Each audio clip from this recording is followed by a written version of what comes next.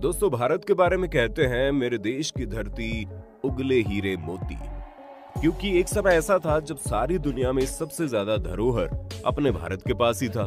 सब कुछ तो दुश्मनों द्वारा लूट लिया गया, मगर आज भी एक बेहद कीमती धरोहर है जो भारत की सी मिट्टी पर उग रही है। दोस्तों, क्या आपने भारत के लाल सोने का नाम सुना है? भारत का लाल सोना कुछ और नहीं बल्कि लाल चंदन है। वही चंदन जिसे दुनिया के सामने टॉलीवुड की एक फिल्म पुष्पा लेकर आई है। दोस्तों, प्राइम वीडियो पर हाल ही में रिलीज हुई फिल्म पुष्पा भारत की एक ब्लॉकबस्टर मूवी बन चुकी है। तारीफ में बस इतना कहना पड़ेगा, ऐसा कोई शख्स रहा नहीं जो इस मूवी से अनजान होगा। शायद आपने भी इस मूवी को देख लिया होगा, मगर दोस्तों अगर आपने अभी तक नहीं देखी है तो आपको बता दे, पुष्पा फिल्म लाल चंदन के इर्द गिर्द घूमती है। इस मूवी को देखने के बाद आप समझ जाएंगे लाल चंदन को लेकर कितने जद्दोजहद किए जाते हैं। लाल चंदन को रक्त चंदन भी कहते हैं। रक्त चंदन कहने के पीछे वजह यह है कि इस लाल चंदन के चक्कर में आज तक न जाने कितने ही रक्त बह चुके हैं। दोस्तों, लाल चंदन दुनिया में सिर्फ और सिर्फ भारतवर्ष में ही पाया जाता है। ये दुनिया का सबसे कीमती लकड़ी है। दोस्तों, आप इमेजिन कीजिए इसकी कीमत क्या हो सकती है। दोस्तों, आपने कितने रुपए इमेजिन किए ये तो हम नहीं बता सकते, मगर आप सब इस लकड़ी के असली कीमत के बारे में सुनेंगे ना तो हैरान हो जाएंगे। दोस्तों, लाल चंदन लकड़ी की कीमत 26,000 से 30,000 रुपए प्रति किलो है। एक पेड़ से कम 20 से 25 किलो तक की लकड़ी निकल जाती है, जिसे बेचकर कम से कम 5 से 6 लाख रुपए मिल जाते हैं। यानी कि एक लाल चंदन के पेड़ की कीमत 6 लाख रुपए है।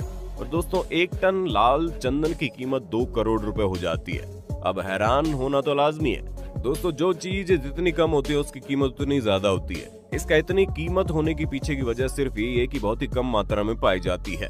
लाल चंदन भारत के तमिलनाडु और आंध्र प्रदेश में ही होता है। इसी लाल चंदन के चक्कर में तमिलनाडु और आंध्र प्रदेश के बॉर्डर पर चीन द्वारा कई बार युद्ध की गई और न जाने कितनी जाने रक्त से लथपथ हो गई। चीन, जिसे दुनिया भर ने अपना दुश्मन घोषित कर दिया है, वो भारत के पीछे आज से नहीं बल्कि सदियों से घात लगाए बैठा है। भारत में पाए जाने वाली लाल सोने के बारे में जैसे ही चीन को पता चला, उसने न जाने कितनी साजिशों के द्वारा उसे पाने की कोशिश की, लेकिन आज तक इसे पाने के लिए बेकरार रहता है। दोस्तों, आपके मन में खूब सारे सवाल उठ रहे होंगे कि आखिर इस लाल चंदन में ऐसा क्या है? आखिर इससे किस काम के लिए इस्तेमाल किया जाता है? आखिर क्यों चीन इसके पीछे पड़ा है? तो दोस्तों, आज आपके इन सभी सवालों का जवाब हम इस वीडियो में देंगे। आज आपको लाल चंदन से जुड़ी हर एक छोटी से छोटी बात पता चल जाएगी, ताकि अगली बार जब आप लाल चंदन के बारे में सुने तो आप इसकी पूरी कथा खोल बैठें। तो चलिए शुरू करते हैं। दोस्तों, जैसा कि मैंने आपको बताया, लाल चंदन भारत के 2 राज्यों आंध्र प्रदेश और तमिलनाडु में उगता है। वहाँ भी हर जगह नहीं, सिर्फ और सिर्फ 4 जिलों में प्रचुर मात्रा में होता है। चित्तूर, कडप्पा, कुर्नूल और नेल्लोर में फैले शेषाचलम की पहाड़ी में। इस बात से आप इसके खास होने की वजह समझ सकते हैं। दोस्तों, इस पेड़ की एवरेज हाइट 8 से 11 मीटर होती है। पूरे विश्व में चंदन की 16 प्रजातियां हैं, जिसमें सेंथुलम एल्बम प्रजातियां सबसे सुगंधित और औषधि युक्त मानी गई है। रक्त चंदन का साइंटिफिक नाम टेरोकार्पस सेंटनस है। इसकी लकड़ी लाल होती है। इसमें सफेद चंदन की तरह कोई खुशबू नहीं होती। दोस्तों, लाल चंदन के पेड़ के बारे में सबसे खास बात जो शायद इस दुनिया में कुछ खास चीजों को मिली है, वो है इसका वक्त, यानी कि उसे उगने में कितना समय लगता है। इस बात को आप इमेजिन कीजिए और हमें कमेंट बॉक्स में बताइए। आप सोच रहे होंगे इतनी कीमती है तो शायद 5-10 साल में या 15 साल में उग जाता होगा, मगर दोस्तों आपको बता दें इसकी खेती करने में पूरे 30 साल का समय लगता है। और अगर इसे जैविक खेती का तरीका अपनाकर लगाया जा रहा है तो शायद 15 साल में इसकी उपजता हो जाती है। रक्त चंदन की खेती सभी तरह की मिट्टी में हो सकती है, लेकिन रेतीली मिट्टी, चिकनी मिट्टी, लाल मिट्टी, काली दानेदार मिट्टी में इसके पेड़ अच्छे से बड़े होते हैं। इसकी खेती ऐसी जगह पर नहीं हो सकती है जहां पानी का जमाव होता हो। इसका मुख्यतः उपयोग दवा, इत्र, पूज, फर्नीचर और सजावट के सामान, विशेष प्रकार के म्यूजिकल इंस्ट्रूमेंट आदि को बनाने में किया जाता है। कई लोग प्राकृतिक रंग और शराब बनाने में भी इसका इस्तेमाल करते हैं। दोस्तों, लाल चंदन से कई तरह की दवाइयां बनाई जाती है और उसमें लाल चंदन के पाउडर जिससे स्किन एलर्जी जैसे कि एक्जिमा, सूजन, जलन का इलाज हो सकता है। कहते हैं एक्जिमा के मरीज कुछ और खुजली हो और उसमें लाल चंदन के पाउडर को कपूर के साथ पेस्ट बनाकर लगा दिया जाए तो मिनटों में उसे ठीक कर देती है और ये चमत्कारी आराम पहुंचाती है। और दोस्तों, जैसे कि सफेद चंदन का लेप हम सबके चेहरे पर निखार ला सकता है, उसी प्रकार से लाल चंदन का लेप भी हमारे चेहरे की खूबसूरती को बढ़ा देता है। इसके इस्तेमाल से कील मुहासे भी ठीक हो जाते हैं, इसलिए लाल चंदन और भी ज्यादा डिमांड में रहता है। अमेरिका के state journal of breast cancer basic and clinical research के मुताबिक बिहार के वैज्ञानिकों द्वारा रक्त चंदन पर किए गए शोध की तारीफ की गई। वैज्ञानिकों ने रक्त चंदन में मौजूद प्रतिरोधक क्षमता के बारे में नई खोज की है। इसमें स्तन कैंसर की प्रतिरोधक क्षमता की मौजूदगी का पता लगाया गया है। कहा जाता है रक्त चंदन को शैव और शाक्त मत को मानने वाले अधिक प्रयोग करते हैं। आपको बता दें दोस्तों, ये पीले चंदन का इस्तेमाल वैष्णव मत वाले लोग करते हैं। अंतर्राष्ट्रीय बाजारों में इसकी डिमांड बहुत ही अधिक है और यही वजह है कि इसकी सुरक्षा खूब ध्यान से की जाती है। ऐसे में 2.25 लाख हेक्टेयर इलाके में फैले शेषाचलम की पहाड़ियों की सुरक्षा काफी अहम होती है। दोस्तों, स्मगलिंग करने की मात्रा कोई छोटी मोटी नहीं। प्रत्येक वर्ष कम से कम 20,000 करोड़ रुपए के लाल चंदन का इलीगल सप्लाई करता है। जरा सोचिए दोस्तों, क्या घर से लीगली किया जाता तो ये भारतवर्ष का कितना फायदा हो जाता। और यही कारण है कि भारत में इसके लिए सजा भी सुनाई गई है। कोई भी अगर लाल चंदन की तस्करी करते हुए पकड़ा जाए तो उसे 11 साल की सजा सुनाई जाएगी। लाल चंदन की सबसे ज्यादा तस्करी और कोई नहीं दोस्तों, हमारा सबसे करीबी दुश्मन चीन में होता है। दोस्तों, आपको तो पता ही होगा, चीन में आयुर्वेदिक मेथड से इलाज करना पसंद करते थे और कुल मिलाकर आयुर्वेद इलाज बहुत यूजफुल भी होता है। इसलिए चीन में लाल चंदन की डिमांड बहुत ज्यादा है।